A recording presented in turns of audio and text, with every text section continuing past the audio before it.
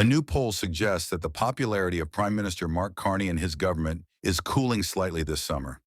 The latest Abacus data polling shows support for the Liberal government remains strong, despite dipping 2 points to 50%, the lowest level since March. The Prime Minister still maintains a positive net approval rating of 48%, with only 19% disapproving. The poll was conducted in the week after President Trump imposed new 35% tariffs on Canada. What you just heard is remarkable, especially in today's political climate. Just days after Donald Trump's 35% tariffs hit Canadian goods, the Carney Liberal government is still sitting at 50% approval. Yes, that's a 2-point drop, but given the scale of the economic and political pressure, it's nothing short of remarkable. These numbers tell us something important. Canadians are standing by the Prime Minister. They're standing behind a leader who refuses to fold in the face of threats and who has been consistent from day one with a clear message. No deal is better than a bad deal. The fact that the government's net approval sits at 48%, with just 19% disapproving in the week after Trump's trade move, says a lot about how Canadians are reading the situation. Let's put this in perspective. The United States is Canada's largest trading partner, and for decades, our economic playbook has revolved around keeping that relationship as smooth as possible.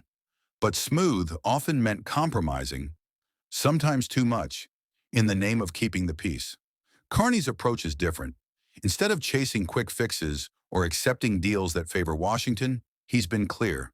Canada will not sign something just for the sake of signing it. If the deal doesn't work for Canadians, it's not worth doing. That's a stark departure from the days when our trade policy was shaped by the fear of losing U.S. market access.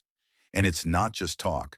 In response to Trump's tariffs, Carney has doubled down on using Canadian steel, aluminum, and critical minerals here at home, channeling them into defense projects, infrastructure, and domestic industries.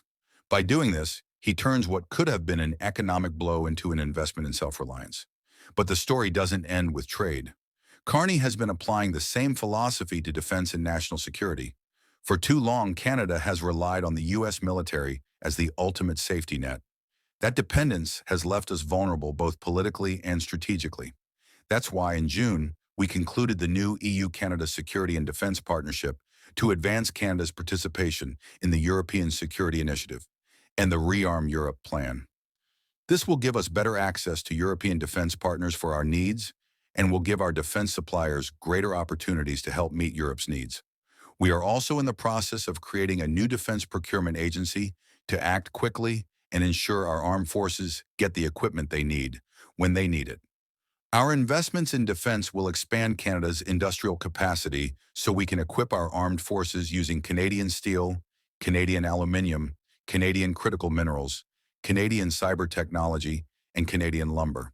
We will increase our security presence around the world, including in protecting NATO's eastern flank. And by protecting Canada, we will also protect NATO's western flank.